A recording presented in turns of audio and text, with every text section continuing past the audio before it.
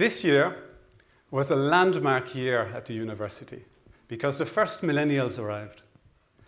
So, sitting where you are were students, all born in the 21st century, and standing here were teachers, born and educated in the 20th century.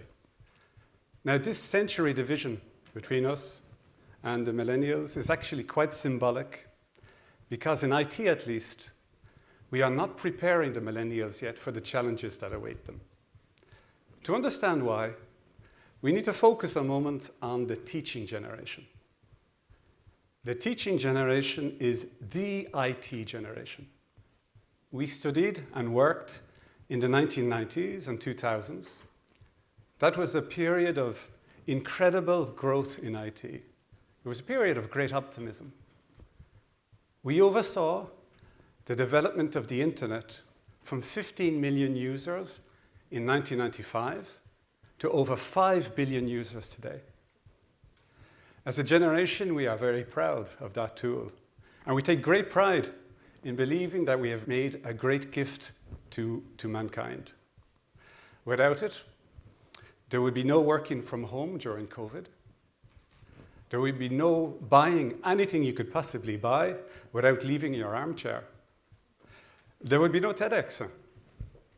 So when we teach IT, we make the students work very hard to understand the technical details.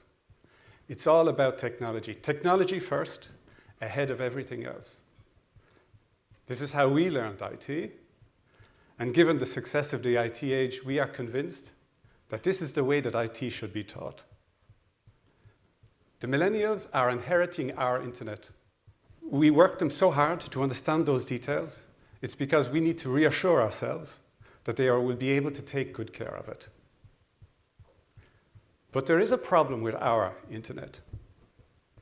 The internet did not develop at great speed. The internet developed in great precipitation, spurred on by inflated economic incentives. The driving forces were first to market, maximize visits on some web page, commerce online. The result of this precipitated development is the emergence of a number of serious problems for which we currently do not have the answers to.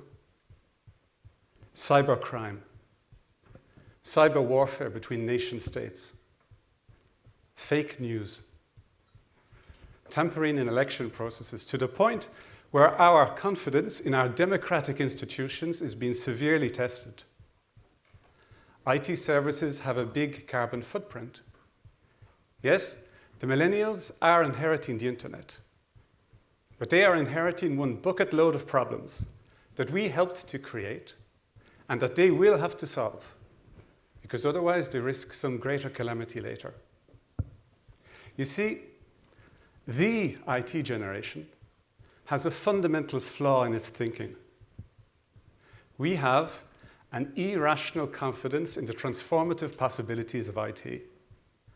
These problems I mentioned, we saw them coming, but they were swept under the carpet for a long time by the enthusiasm of the IT age. We chose technology innovation over everything else, even when we knew that many technologies would have a short lifetime and become quickly obsolete. We convinced ourselves that there could be a technology solution to any problem. Well, we were wrong, and that is why our teaching generation needs to break. So, how do we teach technology to millennials?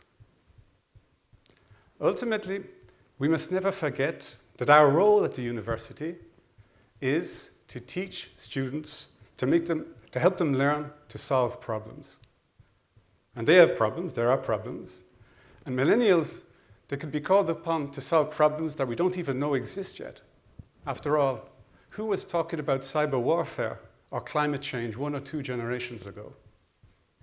But our technology-driven, monodisciplinary teaching is not helping students learn to solve problems.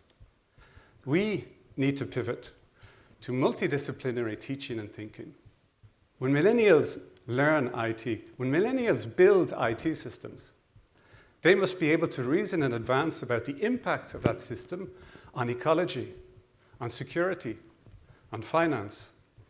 They must understand the big picture. They must take responsibility for the big picture over technology. An IT generation taking responsibility, that could be a break. But for our teaching generation, sitting opposite the millennials, how do we get them to change their teaching methods? Well, we can do that by changing the university. And how do we do that? How does a university that caters for millennials, that cares for millennials, break with the current university? Well, when we have big challenges, we need big breaks. So, what might these big breaks look like? Well, here are 3 possibilities. Break 1. No more professors. No. A professor is someone who is specialized in some field. But that's no help. Sure, we need people who understand technology, but we need those people to have an equal understanding in ethics or ecology. The creativity we need to solve today's problems can only be found by multidisciplinary, by fusions of ideas in many domains. Break 2. No more classes. Classes do not stimulate students. Classes stimulate professors, because we like to explain, particularly when people show up to hear us. But classes do not stimulate students. Projects stimulate students. Learning by doing rather than by listening stimulates students. A project is an exercise in problem solving. A project can be multidisciplinary. Projects must be the backbone of our university degrees. Break 3. No more exams. And no more corrected exams. But no more exams. An exam is an evaluation of some technical proficiency. Often an exam is just an exercise in memorization. Neither of these qualities are particularly useful to problem solving. And in the 21st century humanity, Homo informaticus, we already have this wonderfully developed exocortex that has these 2 qualities. It's called the World Wide Web. We can evaluate students on projects, on problem solving. This is more fairer and more meaningful because we are evaluating them precisely on what they will be doing in life when they leave the university. The first university was founded in Bologna, Italy, in the 11th century. That is 1,000 years ago. This year, the new millennials are joining an institution that itself is entering into its 2nd millennium. Now, that sounds like a good point to step back and to rethink the university. For 1,000 years, universities have prepared students for life. And we can do that for millennials. We can do that for millennials. But we need to take our 20th century teaching and break.